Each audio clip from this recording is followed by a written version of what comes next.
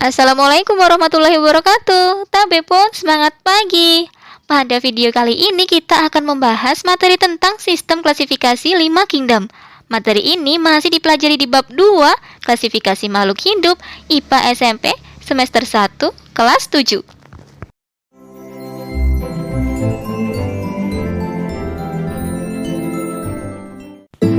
Pada video sebelumnya kita sudah mempelajari bagaimana cara mengklasifikasikan atau mengkelompokkan makhluk hidup menggunakan klasifikasi dikotom dan kunci determinasi.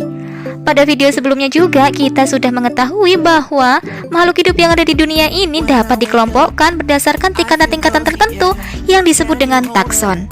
Tingkatan yang paling besar disebut dengan kingdom. Nah, pada tahun 1969, seorang ilmuwan bernama Robert H. Whittaker mengemukakan sistem klasifikasi 5 kingdom. Dia mengkelompokkan makhluk hidup yang ada di dunia menjadi 5 kelompok besar, yaitu Monera, Protista, Fungi, Animalia, dan Plantae. Kelima kingdom tersebut diklasifikasikan berdasarkan karakteristik yang khas dari setiap organisme-organisme yang menyusunnya.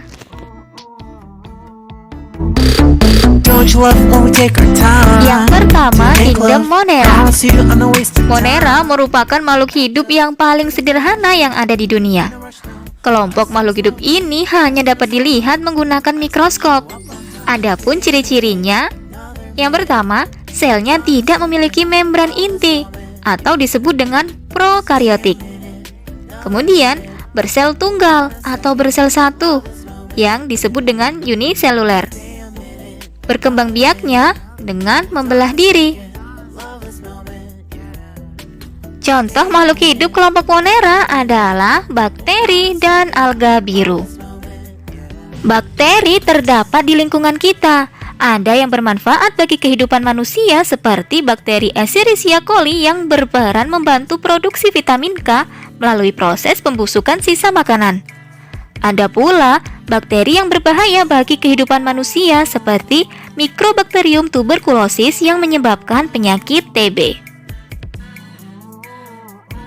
Beberapa contoh anggota Monera dari ganggang biru dapat dilihat pada gambar berikut. Kelompok yang kedua adalah kingdom Protista.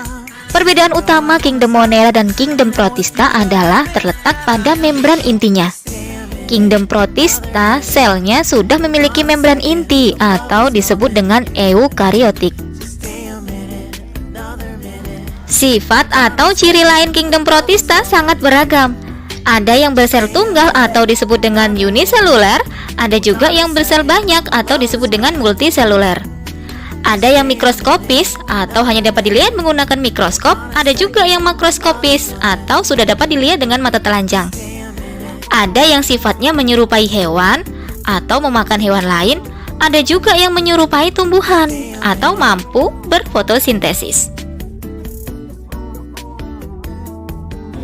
Kingdom Protista yang menyerupai hewan disebut dengan protozoa. Kelompok protozoa diantaranya adalah Paramecium, Entamoeba-histolytica yang terdapat pada usus besar yang dapat mengakibatkan penyakit diare, dan Plasmodium malaria yang terdapat pada sel darah merah yang mengakibatkan penyakit malaria. Sedangkan kingdom Protista yang menyerupai tumbuhan disebut dengan alga. Contohnya ada alga merah atau Eucoma spinacum, Gracilia sp, alga hijau atau Ulpa sp, dan alga coklat atau Fucus sp. Berikut adalah contoh kingdom Protista yang terdapat pada air kolam berwarna hijau yang dilihat dari mikroskop cahaya.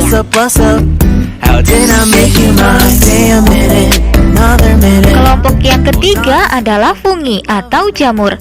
Merupakan kelompok makhluk hidup yang memperoleh makanan dari cara menguraikan bahan organik makhluk hidup yang sudah mati. Jamur tidak berklorofil, berspora, dan tidak mempunyai akar, batang, dan daun. Jamur hidupnya di tempat yang lembab, bersifat saprofit atau organisme yang hidup dan makan dari bahan organik yang sudah mati atau yang sudah busuk, dan bersifat parasit atau organisme yang hidup dan menghisap makanan dari organisme lain yang ditempelinya. Tubuh jamur terdiri atas benang-benang halus yang disebut hifa. Hifa saling bersambungan membentuk miselium. Pada umumnya, jamur berkembang biak dengan spora yang dihasilkan oleh sporangium. Contoh makhluk hidup yang termasuk kelompok jamur adalah jamur roti, jamur rakitape, jamur pada tempe, jamur tiram putih, jamur merang, dan jamur kayu. Yang keempat, kelompok plantae merupakan kelompok tumbuhan yang memiliki klorofil untuk proses fotosintesis, bersifat autotrof karena dapat menghasilkan makanan sendiri dari proses fotosintesis, memiliki dinding sel yang tersusun dari selulosa, merupakan organisme eukariotik multiseluler, dan dapat menyimpan cadangan makanan dalam bentuk amilum atau pati. Kelompok ini dibagi ke dalam beberapa divisi, yakni tumbuhan lumut atau Bryophyta, tumbuhan paku atau Pteridophyta, serta tumbuhan berbiji atau Spermatophyta. Berdasarkan morfologi atau susunan tubuh, tumbuhan dapat dibedakan lagi atas dua jenis kelompok besar, yaitu tumbuhan tidak berpembuluh yang meliputi lumut dan tumbuhan berpembuluh yang meliputi paku-pakuan dan tumbuhan berbiji. Tumbuhan tidak berpembuluh adalah tumbuhan yang tidak memiliki berkas pengangkut. Kelompok tumbuhan ini belum dapat dibedakan dengan jelas antara akar, batang, dan daun. Contoh tumbuhan yang termasuk kelompok tumbuhan tidak berpembuluh adalah tumbuhan lumut. Tumbuhan lumut memiliki struktur yang menyerupai akar yang disebut rizoid, berspora, dan berklorofil.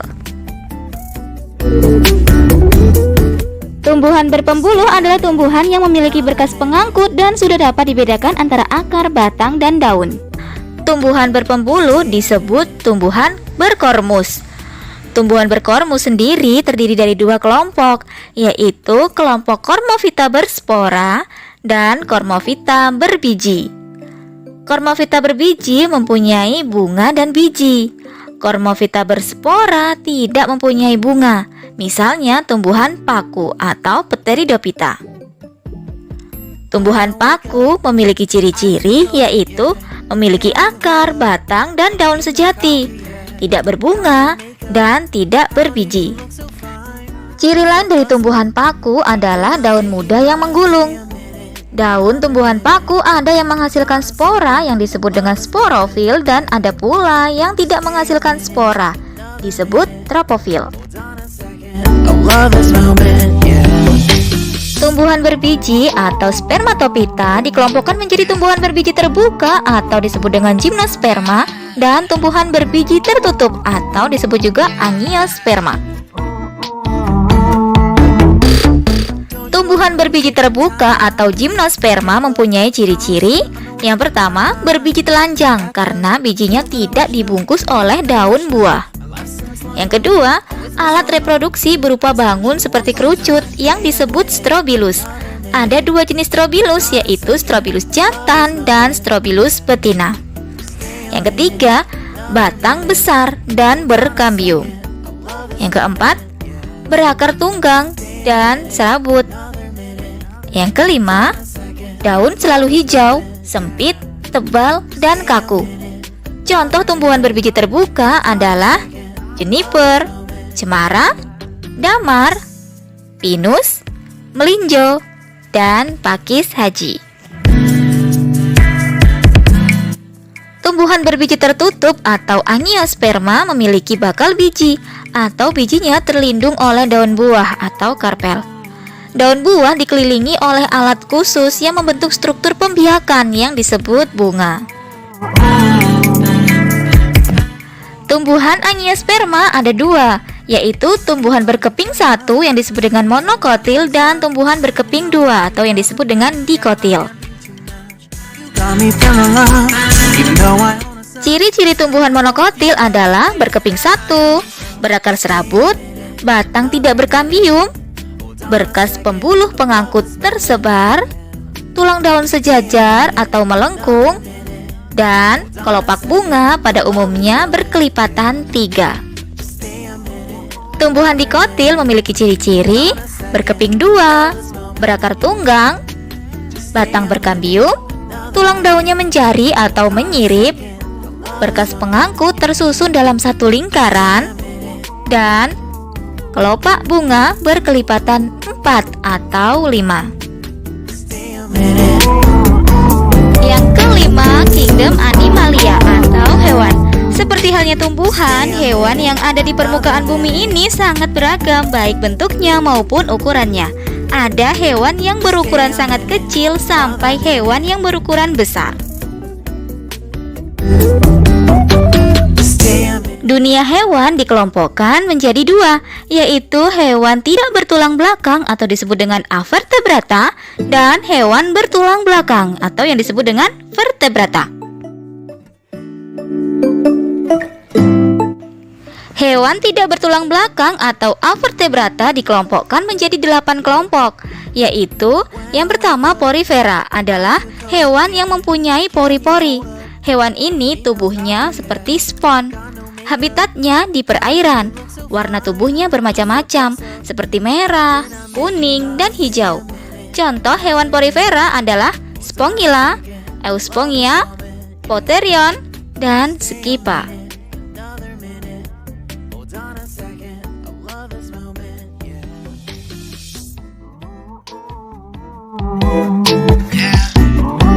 Kelompok yang kedua adalah Coelenterata atau hewan berongga. Kelompok hewan ini mempunyai tentakel untuk menangkap mangsa. Pada permukaan tentakel terdapat sel beracun yang menyengat. Tubuhnya ada yang berbentuk polip yang menempel pada tempat hidupnya, dan ada yang berbentuk medusa yang bergerak aktif melayang-layang di air seperti payung.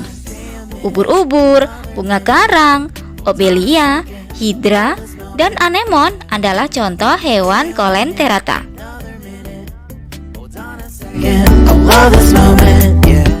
Kelompok yang ketiga, 4 dan 5 adalah kelompok cacing atau vermes. Cacing merupakan hewan bertubuh lunak, tidak bercangkang, dan tubuhnya simetris bilateral. Berdasarkan bentuk tubuhnya, ada 3 kelompok cacing, yaitu cacing pipih atau Platyhelminthes, contohnya cacing hati dan cacing pita.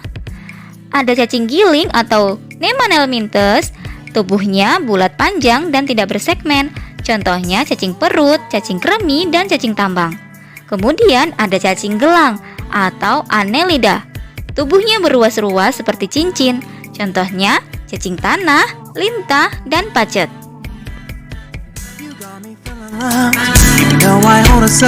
Kelompok yang keenam adalah moluska. Moluska merupakan hewan bertubuh lunak, banyak lendir, dan terbungkus oleh mantel. Ada yang memiliki cangkang yang berfungsi untuk melindungi tubuh. Habitatnya di air dan di darat. Contoh hewan moluska adalah cumi-cumi, gurita, siput, kerang, tiram, dan remis. Kelompok yang ketujuh adalah antropoda atau hewan berbuku-buku. Hewan ini tubuhnya dibedakan atas kepala, dada, dan perut. Tubuhnya terbungkus zat kitin yang keras, memiliki alat indera yang peka terhadap sentuhan dan bau-bauan. Memiliki mata faset atau mata majemuk terdiri atas beribu-ribu mata kecil berbentuk segi enam. Antropoda ada 4 kelas, yaitu insekta atau serangga, contohnya belalang, kumbang, dan lebah. Krustase atau udang-udangan, contohnya udang, kepiting, dan rajungan. Arachnoide atau laba-laba, contohnya laba-laba, kalajengking, kutu, dan caplak. Dan Myriapoda atau lipan, contohnya kelabang dan kaki seribu. Yang ke-8, Echinodermata adalah hewan yang tubuhnya diselimuti oleh duri. Ada lempengan zat kapur atau kitin yang keras. Tubuhnya simetri radial dengan 5 lengan. Pada tubuhnya terdapat sistem ambulakrar untuk alat gerak, bernapas, dan menangkap mangsa. Terdapat 5 kelas Echinodermata, yaitu Asteroide, contohnya bintang laut, Echinoide, contohnya landak laut dan bulu babi, Ophironoide, contohnya bintang ular, Crinoide, contohnya lilia laut, dan Holoturoide, contohnya teripang. Hewan vertebrata merupakan hewan yang sudah memiliki tulang belakang. terdapat 5 kelas kelompok hewan vertebrata, yaitu kelas Pisces atau ikan, kelas amfibi atau hewan yang dapat hidup di dua alam, kelas reptilia atau hewan yang jalannya merangkak atau merayap, kelas Aves atau burung, dan kelas Mamalia, hewan-hewan yang menyusui. Agar dapat mengetahui ciri-ciri dari kelima kelas tersebut, kalian dapat mengerjakan halaman 86 buku IPA kelas 7 semester 1 sebagai berikut. Materi tentang klasifikasi 5 kingdom selesai. Jika ada pertanyaan, boleh tulis di kolom komentar ya. Saya akhiri. Wassalamualaikum warahmatullahi wabarakatuh. Terima kasih.